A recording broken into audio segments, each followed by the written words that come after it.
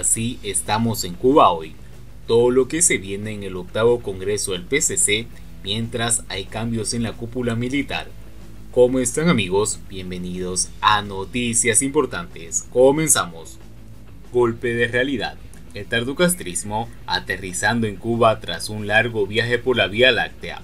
El tardocastrismo simula aterrizar en La Habana tras un largo viaje por la Vía Láctea y ha descubierto que no hay comida en Cuba porque tiene más burócratas que productores agropecuarios. Más de la mitad de las tierras cultivables siguen llenas de marabú. Los precios de los servicios básicos, como es el agua y la luz, estaban inflados y los bancos y seguros estatales tampoco ayudan al campesino, que podrá vender libremente leche y carne una vez cumpla con sus contratos con el Estado. Los anuncios del pasado miércoles no aclararon si los cubanos encarcelados por hurto, sacrificio ilegal de ganado mayor y por venta y recepción de carne de res serán amnistiados o rebajadas sus condenas, pero siguiendo la lógica represiva castrista, seguirán presos, porque los condenados por tenencia ilícita de divisas no fueron liberados cuando se despenalizó el dólar norteamericano, y en 2019 el Consejo de Estado excluyó de un indulto selectivo a los comisores de estos delitos. La maniobra diversionista del Palacio de la Revolución no persigue únicamente intentar esperanzar a los dolidos cubanos carentes de alimentos y medicinas, sino también evitar la jubilación del compañero Raúl. Se ve acompañado por un estallido de rabia popular por la escasez crónica, por la falta de ambulancias, el protagonismo del movimiento San Isidro, protectores de animales, la huelga de hambre de la UNPACU, el incidente con el Cruzado Católico en Camagüey, que obligó al esquema represivo a pedir cooperación a la iglesia. El exministro de Agricultura es un trozo de carne política arrojada a los pies de los hambreados cubanos, que siguen sin explicarse por qué los titulares de Salud Pública, José Ángel Portal Miranda, de Industria Alimentaria, Manuel Sobrino Martínez, y de Cultura, Alpidio Alonso, siguen en sus puestos, con lo que está cayendo de coronavirus y medicamentos en falta, escasez de comida y la anemia de ideas y la brutalidad ejercida por el manoteador repentista contra artistas e intelectuales. Joe Biden, que parecía la salvación del tardocastrismo, ha puesto un remolón porque es presidente de Estados Unidos, no es de Cuba, y sigue sin tragarse las tropelías de la dictadura contra cubanos y venezolanos. Europa se ha visto obligada a sacar a su embajador en La Habana por su entusiasmo con los depredadores, que mantiene vigente una constitución privilegiadora del dominante Partido Comunista y los decretos leyes 349 y 370, y la bajada del cielo a la tierra se escenificó el día jueves en la mesa redonda, con el compañero Jorge Luis Tapia Fonseca al mando de la operación, la compañera Macy Bolaños en el papel de navegante, teniendo que hacer más fichas de costos en el primer trimestre del año que en toda su vida, y el debut como copiloto del nuevo ministro de Agricultura, cuyo nombre casi bíblico, Idael Jesús Pérez Brito, invita a rezar por la multiplicación de los panes, vacas y puercos, porque parece que en su ministerio no se han enterado porque en la web oficial sigue apareciendo como segundo detrás del sacrificado Rodríguez Rollero, ya camino a la empresa consolidada de otras tareas revolucionarias, Ecotra. Siguiendo con las noticias, un congreso con termómetros. A juzgar por su reciente tráiler publicitario, el octavo Congreso del Partido Comunista de Cuba enfrenta el mismo reto que la ambientación de una película de mambises: ser creíble.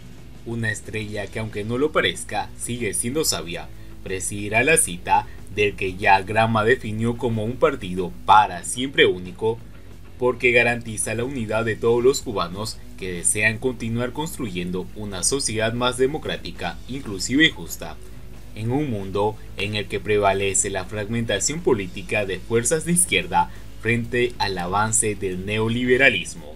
Despejada ya la incógnita de que si sería presencial o virtual, con la llegada de los delegados de otras provincias y la toma de temperatura, el Congreso se presenta como una perfecta oportunidad para un cambio político a partir del contagio masivo.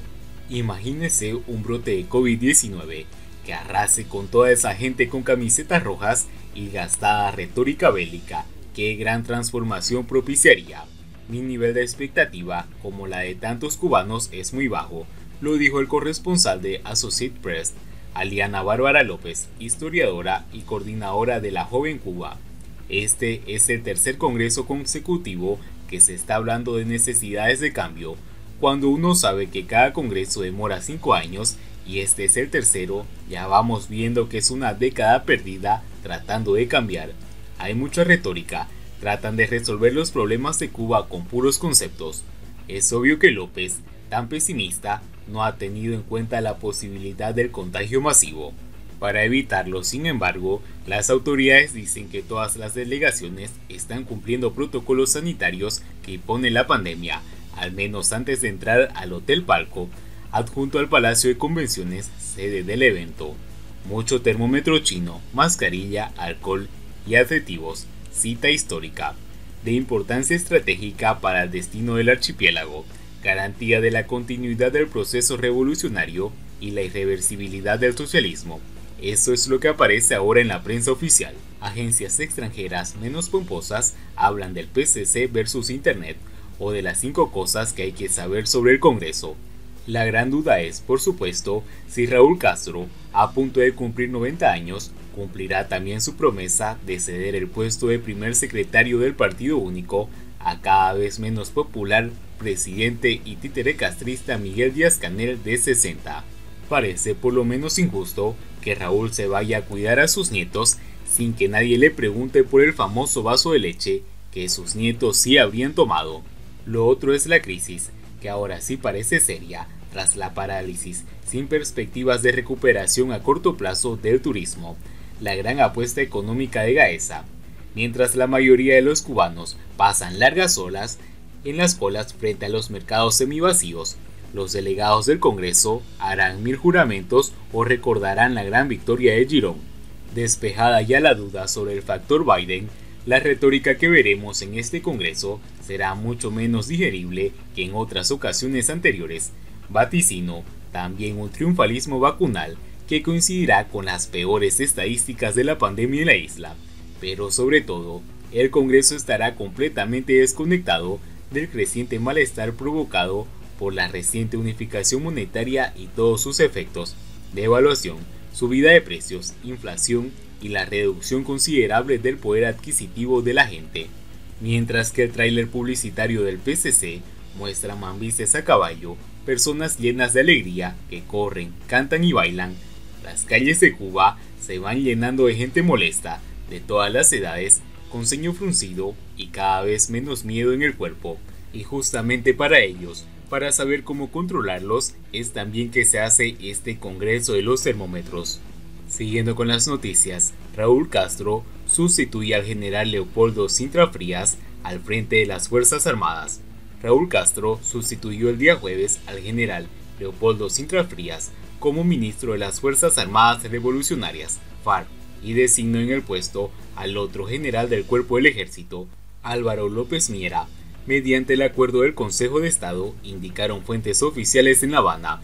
López Miera, que cumplirá 78 años en diciembre, se desempeñaba como jefe del Estado Mayor General y sustituye en el cargo, por renovación, al también general del Cuerpo del Ejército, Leopoldo Sintras Frías, en el puesto desde 2011 y cuya labor ha sido reconocida por el Consejo de Estado de Cuba en su comunicado sobre el relevo de la cúpula militar.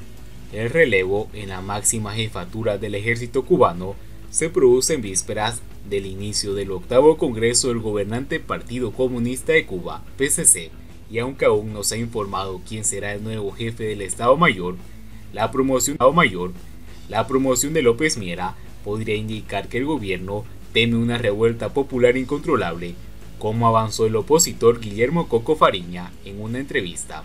López Miera podrá ser de árbitro entre los dos clanes militares enfrentados internamente, el sector que controla la economía exterior mediante Gaesa y los guardias que administran el consumo interno, conocido como el grupo del arroz con frijoles, dijo un exministro jubilado que pidió no ser identificado. La cuestión es ver cómo afronta el general López Miera la bronca entre los guardias y las crecientes críticas que generan las actitudes y corrupción del general Luis Alberto Rodríguez López Calleja, lío en el que Sintras Frías no se quiso meter. Las previsiones oficiales contemplan que el presidente Miguel Díaz-Canel sea designado como nuevo primer secretario del PCC el próximo día domingo, pero persiste la incógnita en quién sustituirá a José Ramón Machado Ventura como segundo al mando del partido, puesto para el que suena Víctor López Gauté, Roberto Morales Ojeda y Mercedes López Acea. Y bien amigos, así vamos terminando las noticias importantes del día de hoy. Espero que las noticias hayan sido de su agrado y no olviden que nos ayudarían mucho compartiendo las noticias y así poder informar a muchas más personas de la verdadera realidad en Cuba. Muchas gracias por seguirnos, no olviden suscribirse, nos vemos en el